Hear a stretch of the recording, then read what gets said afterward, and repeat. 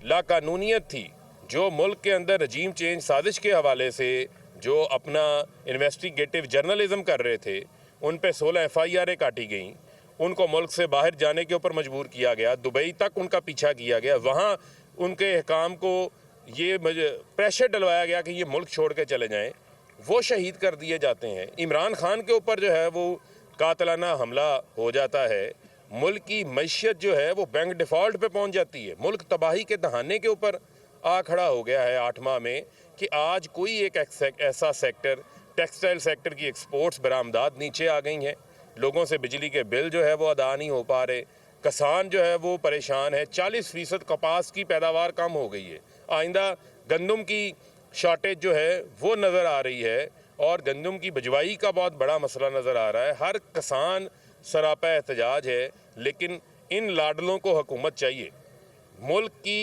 मुल्क की नुकसान के सर के ऊपर इनको हुकूमत चाहिए, इनको ज़ाती मुफाद बड़ा करना है, इनको NRO 2 का तहफ़्फ़ुज़ करना है, यानी NRO 2 से शहबाज शरीफ के केसेस बंद हो गए, इसहाक डार के केसेस बंद हो गए, आसिफ अली जरदारी के केसेस बंद हो गए, जो सर्टिफाइड इस मुल्क का सबसे बड़ा डाकू है उसके केसेस जो है वो बंद हो गए। इसी तरह आपके फजलुर रहमान जो है वो भी बहती गंगा के अंदर हाथ धोने बैठे हुए हैं। ये PDM नहीं है, ये पाकिस्तान तबाही मूवमेंट है, ये पाकिस्तान डिस्ट्रक्शन। अवाम के मैदान में 17 आपके इल्म में होगा जुलाई को 20 हलकों में सूबाई ज़मीनी इंतखाबात हुए थे। इसी तरह जो है वो 7 कौमी असम्बली के हलकों में इंतखाबात हुए, कौमी असम्बली के जहाँ पर इमरान खान इंतखाबात जीते, 9 हलकों में से 7 में इमरान खान साहब इंतखाबात जीते, उसके बाद एक और हुआ, 8 में वो जीत गए, 1 में इलेक्शन बाद में मुलतवी हो गया। आप ये बताएं मुझे कि इससे बड़ा और अवामी रद्द-ए-अमल क्या होगा? ये क्यों खौफज़दा है? ये क्यों इंतखाबात से भागने? इनको आज इलेक्शन में इनको पता अवाम में इनकी सपोर्ट है, ये फ़ौरी इंतखाबात करवाएं, क्योंकि ये 13 जमातों की जो हुकूमत है, इस हुकूमत में किसी तरह भी मुल्क आगे नहीं चल सकता, कोई एक फ़ैसला नहीं कर सकता। मुझे आप ये बताएं, वज़ीर आज़म शहबाज शरीफ है, उसका जहाज़ फजलुर रहमान चला रहा है, टैक्सी की तरह, रक्शे की तरह जो है वो जहाज़ में सैरें करते फिर रहे हैं। बिलावल जो है वो वज़ीर ख़ारजा कम बने हुए हैं, वज़ीर सैर व तफरी ज़्यादा बने हुए हैं, पूरी दुनिया के चक्कर निकालने निकले हैं, वो लहदा कोलंबस बने हुए हैं। मुल्क बैंक डिफ़ॉल्ट के ऊपर खड़ा हुआ है। यानी कोई एक फ़ैसला इनका बता दें जो आवाम के लिए बेहतर हुआ हो, जो पाकिस्तान के लिए बेहतर हुआ हो, सबके सामने है। और चीफ़ जस्टिस ऑफ पाकिस्तान के पास इनका नैब तरामीम का केस भी लगा हुआ है, जो इन्होंने तरामीम की हैं नैब के अंदर, वो भी उसको सुन रहे हैं, वो पर्सन स्पेसिफिक तरामीम की हैं। किस तरह एहतसाब के अमल को इन्होंने ख़त्म कर दिया, उसको जकड़ के रख दिया इन्होंने पकड़ के, और FIA को एक टूल बनाया हुआ है अपने मुखालफिन के ख़िलाफ़ जो है वो केसेस बनाने के लिए, अपने मुखालफिन को जो है वो दबाने के लिए। इससे बड़ी फाशिस्ट हुकूमत जो है वो हमने नहीं देखी। फारूक साहब, ये बताइएगा कि आपके सबसे बड़े इत्तेहादी और वज़ीर आला पंजाब परवेज़ इलाही ऐसे लग रहा है कि असम्बली तोड़ने के हक़ में नहीं है। खान साहब ने भी रात ये बयान दिया है कि अगर वो नहीं तोड़ते असम्बली तो फिर आप ये बताएं कि आप अदम एतमाद लाएंगे इनके खिलाफ, क्या देखें, मैं फिर आपको ये कह चुका हूँ, हमने ये फ़ैसला किया हुआ है, हमारे इत्तेहादी हैं और हमारे इत्तेहाद से परवेज़ इलाही साहब जो है वो वज़ीर आला भी बने हैं। हमें अपने इस इत्तेहाद से कोई इशू नहीं है, लेकिन मैं ये समझता हूँ कि उन्होंने एक कमिटमेंट दी है, एक एतमाद का इजहार किया है इमरान खान के ऊपर कि हम जब भी इमरान खान साहब फ़ैसला करेंगे, हम अपनी इन असम्बलियों को तहलील करेंगे। तो मैं समझता हूँ कि इमरान खान साहब के फ़ैसले का हमें जो है वो इंतज़ार करना चाहिए। बाकी आपके पास हमेशा ऑप्शन भी मौजूद होते हैं, लेकिन मुझे ये एतमाद है कि जो हमारे इत्तेहादी हैं वो जो उन्होंने कमिटमेंट इमरान खान साहब को दी है उसको ऑनर करेंगे।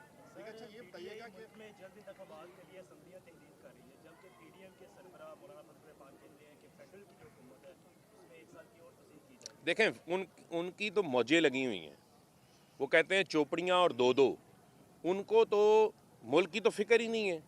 फजलुर रहमान का तो जो है वो काउंटर चल पड़ा है उनके तो पैसों में, दौलत में इजाफा हो रहा है, मौजें लगी हुई हैं, लेकिन मुल्क का जो नुकसान कर दिया उसकी किसी को फिक्र है? ये जो बात मामला समझने की, आज LC नहीं खुल पा रही, आज आपकी लहसुन के, प्याज के आपके कंटेनर जो है वो पोर्ट के अंदर फंसे हुए हैं। ये पेरिशेबल आइटम है, वो सब्जियां हैं जो लोग इस्तेमाल करते हैं, वो क्लियर करवाने के लिए पैसे मौजूद नहीं हैं।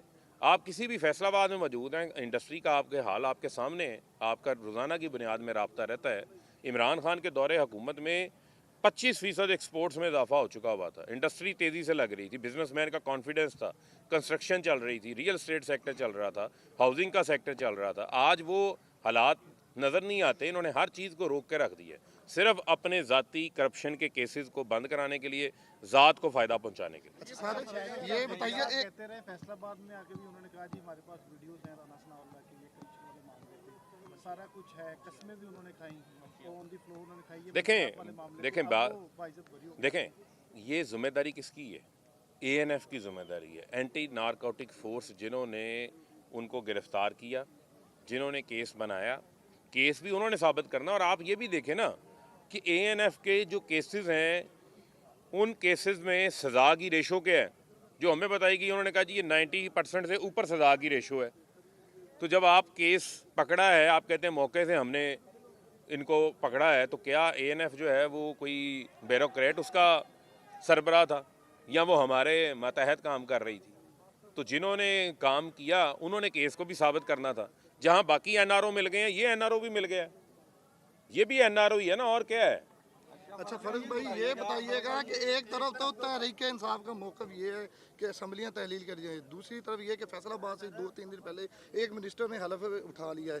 क्या ये तहरीक इंसाफ के बयानिया का खुला तजाद नहीं है? तजाद नहीं है, क्योंकि गवर्नमेंट अभी कायम है और उस दौरान जो है वो आपके पास अगर कोई वजारत खाली है, वो वजारत आप दे सकते हैं उस हवाले से। तो उस पर कोई मैं नहीं समझता कोई इशू है। लेकिन सब इमरान खान के साथ हैं, जब फैसला होगा सब बाहर आ जाएंगे और सब अभी तक रिज़ाइन देने को भी तैयार है। लेकिन चूंकि हमने असम्बलियाँ तहलील करनी है तो फिर रिज़ाइन की कोई वक्त नहीं है।